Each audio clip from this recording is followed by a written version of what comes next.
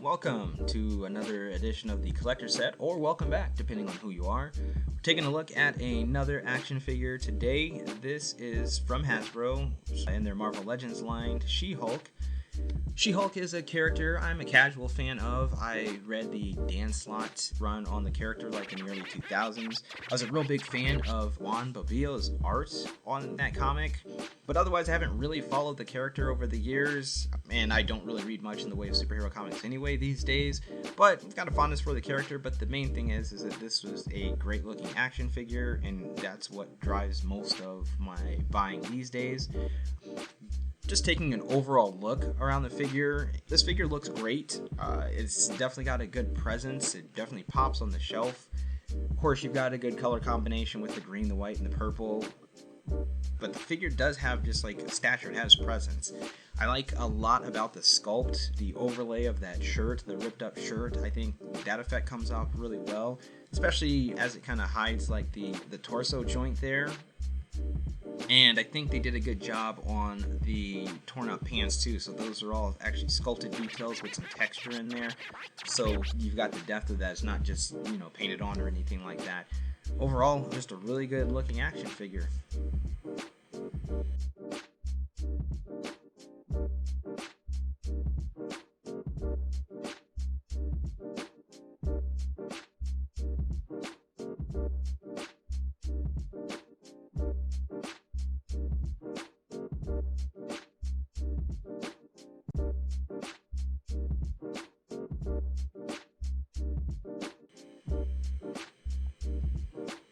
Take a look at the articulation of this figure. So the setup is kind of what you will expect on a Marvel Legends action figure. There's no real surprises. The figure moves pretty well. You can get her into a lot of powerful looking poses, which of course is the main thing. There are some things that, kind of nitpicky I think could be better on it. Probably the thing that stands out the most are those elbows. The Marvel Legends line, a lot of the female characters have not had double elbows, which is disappointing, and probably maybe the reasoning behind that is the thinner arms. However, we have seen them do that with some of the more recent female characters, like in the G.I. Joe line, the G.I. Joe classified line. And this figure, I think that's less of an excuse, just because she does have bigger arms. She's got a larger body type, larger arms. I think they could have easily done some double elbows on here. But not only that, but the elbows are not especially great looking. So for single jointed elbows, they're actually kind of ugly. When the arms are held straight, you can just see that thick piece kind of sticking out there. It's not a good look. But otherwise, I would say the articulation is pretty decent. Again, like I said, the overlay of that shirt I think hides the torso joint really well, so in most poses, that works out pretty decently. Everything else, again, moves the way you would expect it. You've got your ball jointed hips, the thigh cut there, double joints on the knees. Again, standard ankle articulation, everything that you would expect. And the main thing is that it does get the figure to move in some pretty decent poses. You can get her, kind of looking strong, looking ready for action, looking ready for battle. So yeah, again, no real surprises on the articulation. And outside of, like I said, the issues with that elbow, mostly the aesthetic issues with that elbow, I would say the articulation is pretty decent for this figure.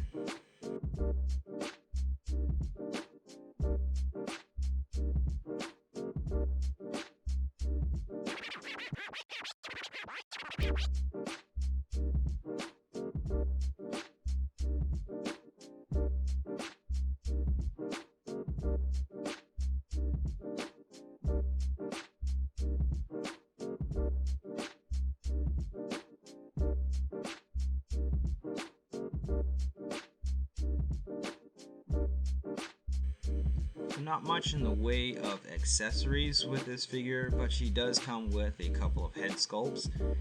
The angry head sculpt is probably the star of the show here.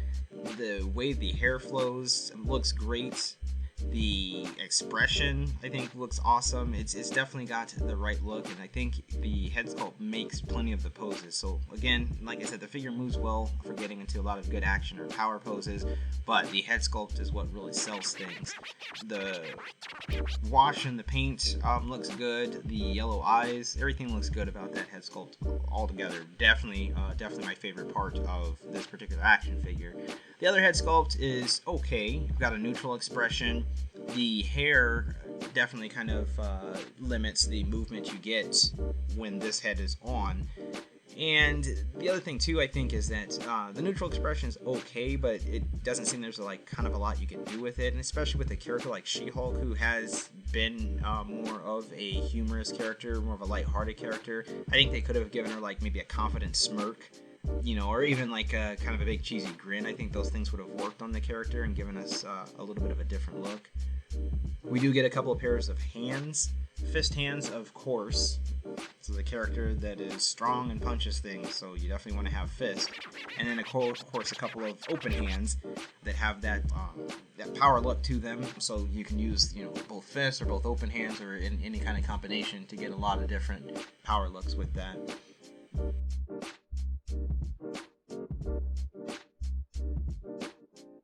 A couple of things in regards to the aesthetics overall of the figure. We've talked about the sculpt a little bit, which I think is fantastic. Paint wise, there's not a lot of paint either, but what is here looks pretty decent. I mean, it's mass produced figure, so you're going to have your occasional, you know, oversprays and splatters and things like that, and you can see that in some spots, but mostly it comes out okay. You know, there's a few different minor things here and there, but no deal breakers and nothing that looks, you know, ugly or anything like that. The pins you see in the legs, I think those were handled pretty well, given that you've got kind of the torn up purple of the pants that covers 3 of those 4 pins. The one against the skin does kind of stick out, but again, with the pants just being all ripped up and things like that, it doesn't cause too much of an issue. The seams on the side, I think, are kind of noticeable, but again, from a distance or on a shelf, especially with probably how you have the character position, mostly probably forward facing, it's not that big of a deal. The elbows, again, though, like I said, that's probably the main downside to this figure. It's just those elbows are just not very good looking.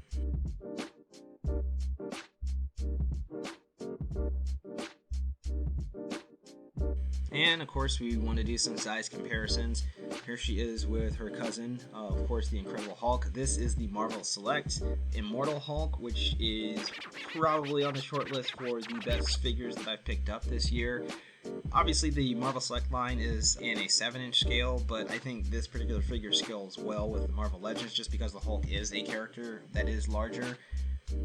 And here is an actual Marvel Legends Hulk. This is the Professor Hulk Build-A-Figure. Again, you know, just another fun figure, another Hulk. She-Hulk holds her own against both of these guys, I think, as far as, you know, just size-wise and looking super strong. And then a couple more Marvel Legends here. I think Hela is probably the female action figure, at least in my collection, that's most comparable in that she's, again, one of the larger figures, and she's about the same height as She-Hulk, but you can see She-Hulk's got a bit of a stronger build there. And of course, you've got your retro Spider-Man, another super great action figure. And then here is the Mezco 112 Collective Hela. So a couple of different Helas there, but you can see how she scales with a couple of different 6-inch action figure lines.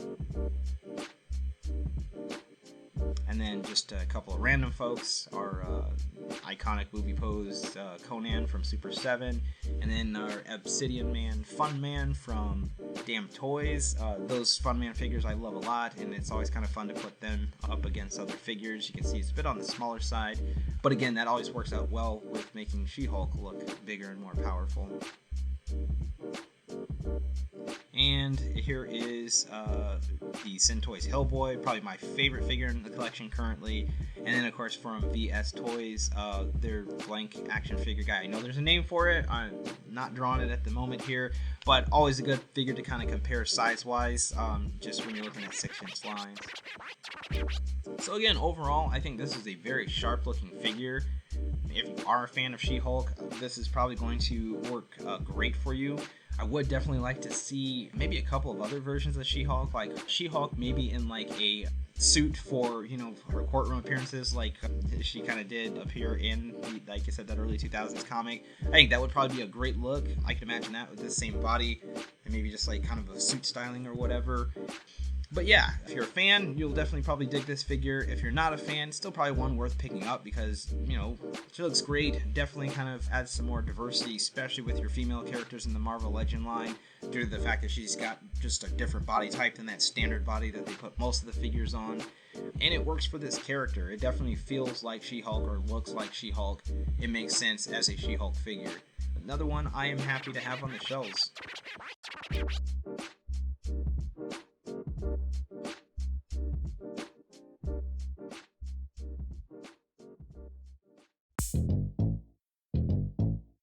Thanks for watching. Be sure to like this video if you enjoyed it. Subscribe to our channel for more exciting toy videos.